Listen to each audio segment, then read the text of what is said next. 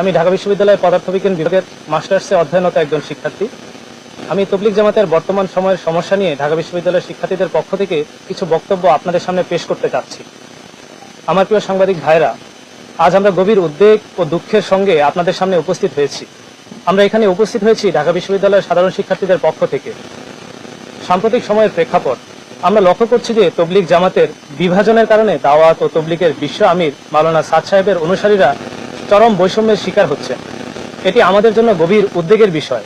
আমরা প্রথম থেকেই চেয়েছিলাম যাতে কোনো পক্ষ বৈষম্যের শিকার না হয় এবং বিভাজন থেকে কোনো সহিংসতা সৃষ্টি না হয়, কিন্তু অত্যন্ত দুঃখের সঙ্গে বলতে হচ্ছে বিশ্ব আমির মাওলানা সাদ সাহেবের অনুসারীরা বারবার বৈষম্যের শিকার হয়েছে। যার সাম্প্রতিক উদাহরণ হলো মাওলানা জুবায়ের সাহেবের অনুসারীরা টঙ্গীর ইজতেমার ময়দানে 5 দিনের জোর করতে পেরেছে, কিন্তু মাওলানা সাদ সাহেবের অনুসারীদেরকে 5 দিনের জোর টঙ্গীর ময়দানে করতে অনুমতি দেওয়া হয়নি। 17 ডিসেম্বর সাদ সাহেবের অনুসারীরা ওই প্রোগ্রামের জন্য মাঠে প্রবেশ করেছিল। জুবায়ের সাহেবের অনুসারীরা 4 ডিসেম্বর সেই প্রোগ্রাম শেষ করে তবুও তারা মাঠে অবস্থান করেছিল, যার ফলশ্রুতিতে টঙ্গীর ময়দানে উভয় পক্ষের মধ্যে এক অনাকাঙ্ক্ষিত ঘটনা ঘটেছে। সাম্প্রতিক ঘটনাগুলো বিভেদ ও বৈষম্যের পরিণতি, যা অত্যন্ত দুঃখজনক। আমরা ঢাকা বিশ্ববিদ্যালয়ের সাধারণ শিক্ষার্থীদের পক্ষ হতে ধৈর্যহীনভাবে বলতে চাই যে এই বৈষম্য দ্রুত নিরসন হওয়া জরুরি। দুই পক্ষের মধ্যে শান্তি ও ঐক্য ফিরিয়ে আনতে আমাদের সবাইকে এগিয়ে আসতে হবে। আমরা সংশ্লিষ্ট সকল পক্ষকে আহ্বান জানাই, আসুন সংলাপ এবং সমঝোতার মাধ্যমে সমাধান করি। এক্ষেত্রে আমরা সরাসরি মাননীয় প্রধান উপদেষ্টা ডক্টর মোহাম্মদ ইউনূস স্যারের হস্তক্ষেপ কামনা করছি। তবলিগ জামাতের বিভাজন ও বৈষম্য নিরসনে আমাদের প্রস্তাবনা সমূহ: 1. ধর্মীয় স্বাধীনতা নিশ্চিতকরণ। বিবাদমান উভয় পক্ষ যেন দেশের সমস্ত মসজিদে তাদের নিজ নিজ আমল স্বাধীনভাবে স্বাধীন নাগরিক হিসেবে সম্পাদন করতে পারে। কারণ আমরা নিবিড়ভাবে লক্ষ্য করছি যে একটা পক্ষ আরেকটি পক্ষকে দোষ চাপিয়ে তাদের ব্যবসা প্রতিষ্ঠান, তাদের ঘরবাড়িতে এবং মসজিদের মধ্যে আমলরত অবস্থাতে আক্রমণ চালাচ্ছে। মসজিদের কর্তৃপক্ষ সহ তবলিগেরই একটা অংশ তাদের সাথে জড়িত, যা অত্যন্ত ন্যাক্কারজনক এবং নিন্দনীয়। এই মব জাস্টিস চলতে থাকলে এর কোনো সমাধান আসবে না, বরং বাড়তেই থাকবে। এই জন্য এই বৈষম্য বিরোধী সরকারকে এটি গুরুত্বের সাথে নিয়ে দ্রুত পদক্ষেপ নেওয়ার জন্য আহ্বান জানাচ্ছি। 2. সমতা প্রতিষ্ঠা। কাকরাইল মসজিদ এবং টঙ্গীর ইজতেমার ময়দান দুই পক্ষের মধ্যে সমানভাবে ব্যবহার ও সমতা নিশ্চিত করা। আমরা জানি যে তবলিগ জামাত একটি অরাজনৈতিক মেহনত বা প্রতিষ্ঠান, অথচ এক পক্ষ আরেক পক্ষকে ঘায়েল করার জন্য রাজনৈতিক ট্যাগ লাগিয়ে চাপিয়ে রাখার চেষ্টা করছে। তাই এই বিষয়টিও যদি আপনারা এখনো নির্দিষ্ট করতে না পারেন, তাহলে আমাদের পক্ষ থেকে বিষয়টিকে স্পষ্ট করে দিতে চাই যে ফ্যাসিস্ট সরকারের সময় তবলিগের চলমান সংকটের শুরুর সময় থেকে বিগত 7 বছর তারা প্রথম ভাগে ইজতেমা করে আসছে এবং সারা বছর টঙ্গীর ইজতেমার ময়দান কারা দখল করে থাকে এবং কাকরাইল মসজিদ 4 সপ্তাহ মাওলানা জুবায়ের সাহেবের অনুসারীরা দখল করে থাকতো এবং মাত্র 2 সপ্তাহ মাওলানা সাদ সাহেবের অনুসারীদেরকে দিত।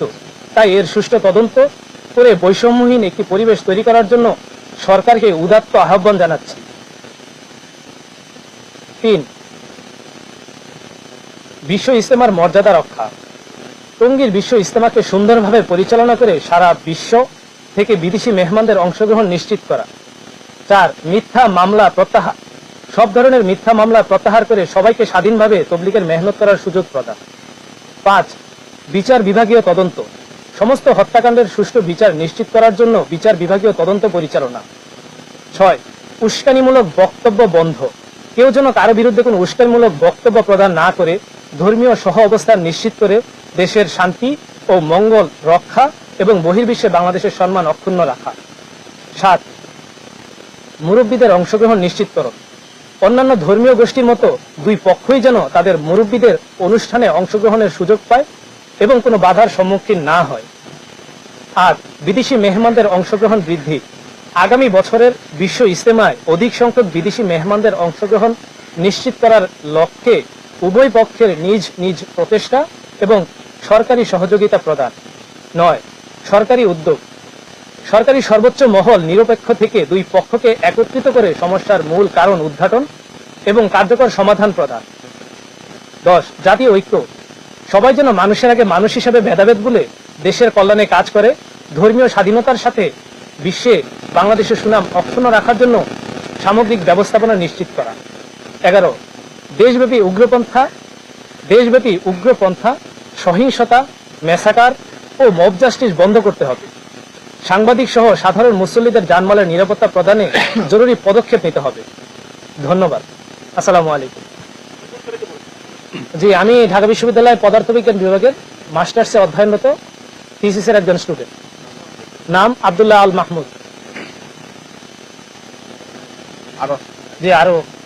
আসসালামু আলাইকুম। আমি শিশির আহমেদ তানিম, ঢাকা বিশ্ববিদ্যালয় আইন বিভাগের 20-21 সেশনের শিক্ষার্থী। প্রিয় সাংবাদিক ভাইরা, একটা বিষয়ে পরিষ্কার থাকা দরকার। আপনারা সবাই অবগত আছেন, গত রবিবার আমাদের ঢাকা বিশ্ববিদ্যালয়ের শোরায় নেজাম অনুসারী তাবলিগের সাথী ভাইরা, আপনারা জুবাইরপন্থী হিসেবে যাদেরকে চিনেন, তারা একটি সংবাদ সম্মেলন করেছিল। আপনারা কখনোই এমনটা মনে করবেন না যে আমরা তাদের সংবাদ সম্মেলনের প্রেক্ষিতে পাল্টা কোনো সংবাদ সম্মেলন করতেছি, বরং আমাদের বর্তমান তাবলিগের সাম্প্রতিক সমস্যা নিয়ে কিছু প্রস্তাব ছিল। আমরা সেই প্রস্তাবগুলো উপস্থাপন করার জন্যই আজকের প্রোগ্রামটি করতেছি। কারণ আমরা মনে করি এবং বিশ্বাস করি যে যুক্তিতর্কের মাধ্যমে পাল্টাপাল্টি যদি আমরা যুক্তিতর্ক শুরু করি, তাহলে এই সমস্যার কোনো সমাধান হবে না, বরং সমস্যা, ঝগড়া বিবাদ আরো বৃদ্ধি পাবে। আমরা চাই শুধু বাংলাদেশে না, সারা বিশ্বের মধ্যে তাবলিগের কাজ আবার এক প্ল্যাটফর্মের অধীনে চলে আসুক। আর এজন্য বাংলাদেশ সরকার, উভয় পক্ষের তাবলিগের মুরব্বীগণ, ওলামায়ে কেরাম, সর্বস্তরের জনগণ এবং ঢাকা বিশ্ববিদ্যালয়ের তাবলিগের সাথী ভাইদেরকে আমরা অনুরোধ করব, আসুন আমরা ঐক্যবদ্ধ উদ্যোগ গ্রহণ করি কিভাবে তাবলিগকে আবার এক প্ল্যাটফর্মের অধীনে নিয়ে আসা যায়। এই ঢাকা বিশ্ববিদ্যালয় থেকে অনেক বড় বড় আন্দোলন সংগ্রামে নেতৃত্ব দেওয়া হয়েছে এবং এর সফলতার খবর আমরা জানি। 52 ভাষা আন্দোলন থেকে শুরু করে 71-এর মহান মুক্তিযুদ্ধ, 90-এর স্বৈরাচার বিরোধী আন্দোলন এবং সর্বশেষ 2024 সালের জুলাই গণঅভ্যুত্থানে ঢাকা বিশ্ববিদ্যালয়ের ছাত্রদের অগ্রণীর ভূমিকার কথা আমরা সবাই জানি। আমরা বিশ্বাস করি, আমরা ঢাকা বিশ্ববিদ্যালয়ের শিক্ষার্থীরা যদি উদ্যোগ গ্রহণ করি, উভয় পক্ষের মুরব্বীদের সাথে যতদিন লাগে আমরা আলোচনা পর্যালোচনা করি, আমরা ইনশাআল্লাহ অতি দ্রুত এই তাবলিগকে আবার এক প্ল্যাটফর্মের অধীনে নিয়ে আসতে পারবো। এবং যতদিন পর্যন্ত তাবলিগকে আমরা এক প্ল্যাটফর্মের অধীনে নিয়ে আসতে না পারি, ততদিন পর্যন্ত তাবলিগকে সকল ধরনের সংঘাত, সহিংসতা থেকে মুক্ত রাখার জন্য আমরা ছাত্ররা সরকারের সাথে যৌথভাবে কাজ করে যাব। আর এজন্য টাকরাইল মসজিদ, টঙ্গী ইজতেমা ময়দান, সারা বাংলাদেশের প্রত্যেকটা মসজিদে উভয় পক্ষের সমানভাবে তাবলিগের কাজ করার, আমল করার সুযোগ নিশ্চিত করতে হবে। অন্যথায় এক পক্ষ যদি আরেক পক্ষকে বৈষম্যের দিকে ঠেলে দেয়, এক পক্ষ যদি আরেক পক্ষকে প্রতিহত করার হুঁশিয়ারি দেয়, বাধা দেওয়ার হুমকি প্রদান করে, তাহলে এই তাবলিগের সমস্যা কখনোই সমাধান হবে না। বরং পরিস্থিতি যদি এমন ভাবে চলতে থাকে, না জানি আরো কত সংঘর্ষের চিত্র আমাদেরকে দেখতে হবে। আল্লাহ তাআলা আমাদের সকলকে বুঝার এবং আমল করার তৌফিক দান করুন। আমিন। আসসালামু আলাইকুম। শিশির আহমেদ তানিম, আইন বিভাগ, 20-21 সেশন। যে আপনাদের কোনো প্রশ্ন থাকলে করতে পারি। না, আমরা যে কোনো পন্থী না তা না, আমরা নিজামুদ্দিন মার্কাজের অনুসারী, যাদেরকে আপনারা সাতপন্থী হিসেবে চেনেন, আমরা তাদের অনুসারে আমরা তাবলিগের কাজ করি।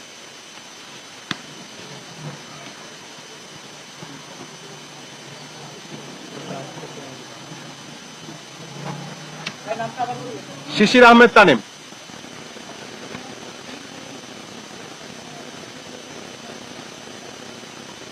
না, ব্রিফিং এ আমরা তো একবারও বলি না সচেতন ছাত্র সমাজের কথা বলা হয় না। আমরা ঢাকা বিশ্ববিদ্যালয়ের শিক্ষার্থী হিসেবে আজকে এখানে এসেছি।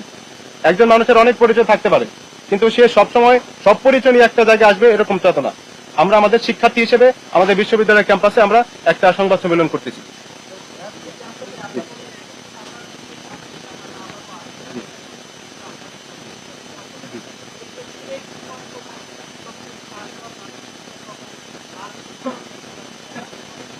দেখেন, একদম ছোট করে যেটা, সেটা হচ্ছে আমাদেরকে মানে সমস্যাটার মূল কোথায় সেখানে আমাদেরকে হাত দিতে হবে। কোথায় থেকে সমস্যাটা শুরু হয়েছে? মূল সমস্যাটা হয়েছে 2017 সালে। একটু বলতে হবে, একেবারে ছোট করতে বলা যায় না। 2017 সালের টঙ্গী ইজতেমা, তখন পর্যন্ত ভাগ ছিল না। তখন যখন মাওলানা সাদ সাহেবকে বিশ্বের অনেকগুলো দেশ যারা উপস্থিত ছিল ইজতেমা ময়দানে, সকলের উপস্থিতিতে যখন আমির বানানো হয়, তারপরে 18 সালে একটা বিভেদ চলে আসে।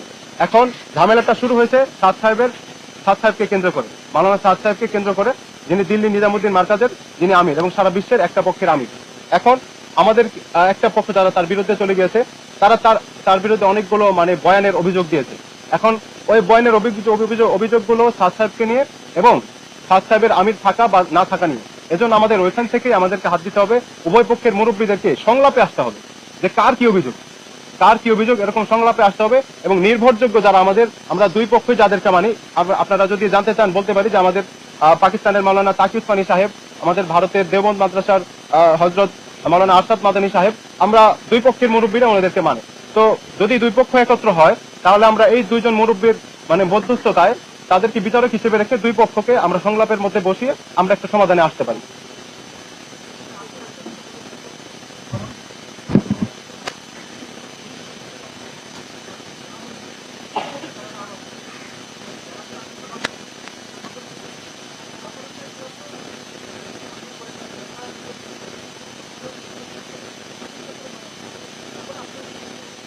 না দেখেন, এখানে বিষয়টা হচ্ছে তাবলীগ শুধু বাংলাদেশে না, তাবলীগ সারা বিশ্বব্যাপী এবং আমির সারা বিশ্বব্যাপী নির্ধারণ করা হয়।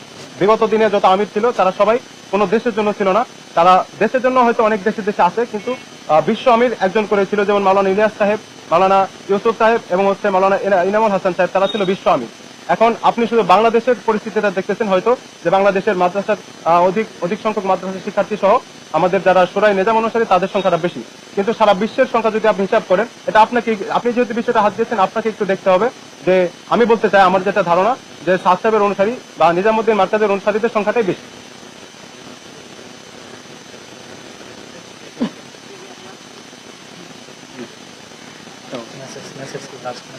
লাস্ট মেসেজ হচ্ছে আমাদের তাবলীগকে আমরা আবার ঐক্যবদ্ধ করতে চাই, এক প্ল্যাটফর্মের অধীনে আনতে চাই, এবং যতদিন পর্যন্ত তাবলীগকে আমরা এক করতে না পারি ততদিন পর্যন্ত কোনো ধরনের সংঘাত সহিংসতা যেন না আসে, এবং উভয় পক্ষ যাতে ততদিন পর্যন্ত সমানভাবে তাবলীগের কাজ করার সুযোগ পায়।